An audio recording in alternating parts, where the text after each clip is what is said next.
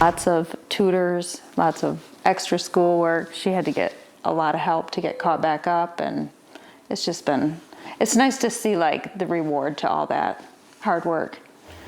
An update now on a girl whose battle with cancer and compassion for others inspired a community. We have followed Bree Town's journey for 10 years, from a rare cancer diagnosis to her search for a bone marrow donor and undergoing a life-saving transplant. This year, she's celebrating 8 years in remission and a very special milestone. Fox 17's Janice Allen has the story. High school graduation. It's a day that students grow up looking forward to, a day that 18-year-old Bree Town certainly doesn't take for granted. I feel like I'm grateful. I'm like proud that I made it and that I am able to graduate at all. Because I used to just say I'm probably not going to be able to graduate, and but I am now. Bree spent her senior year keeping busy with cheer, homework, hanging with friends, prom, living like a normal teenager, night and day from the girl we first met years ago. Sometimes I just feel like it was just yesterday. The emotions I feel are so strong. Fox 17 started following Bree's story at 8 years old. She'd made a goal to grow her hair out with her big sister to donate to children with hair loss when she was blindsided by her own diagnosis of acute myeloid leukemia. Bree still went through with a haircut and immediately started treatment. I was so happy she donated her hair, but I was so sad because I knew that she wasn't going to be able to enjoy the haircut because her hair was going to probably start falling out that week. Bree would go on to spend many months at Helen DeVos Children's Hospital fighting for her life. Ultimately, she needed a bone marrow transplant in 2014 to survive. Life-saving stem cells came from an anonymous donor in Germany. I can't believe it, really, because, the medical statistics had me thinking otherwise, and I'm just so thankful, especially for her bone marrow donor.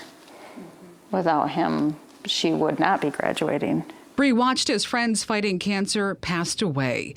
Years of ups and downs. But despite her health, her desire to help others never wavered. Her heart just always went out for other people. It really helped her to have something to think about other than being sick, to have that purpose to be able to help others. She crafted ornaments to buy iPads for sick kids and turned her rebirthday, a day celebrating her new life cancer-free, into a time to give back to the hospital year after year, including a special drop-off on her 18th birthday.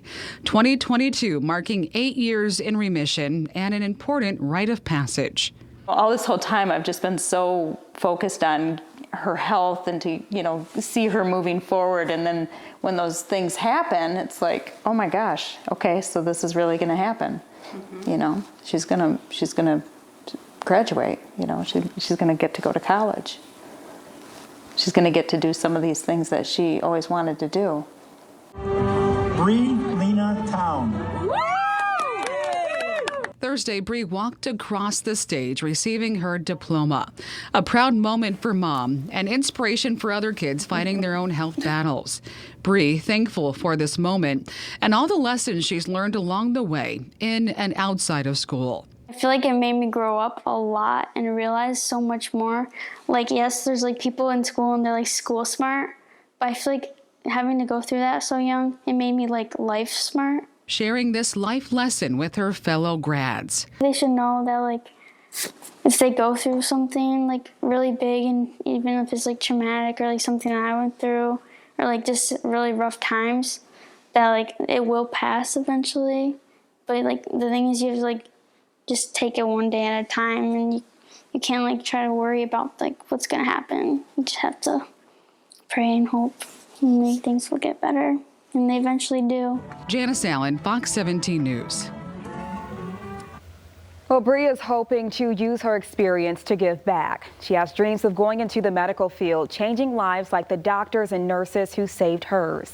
She's planning to start her education at Montcalm Community College this fall. Congratulations to her.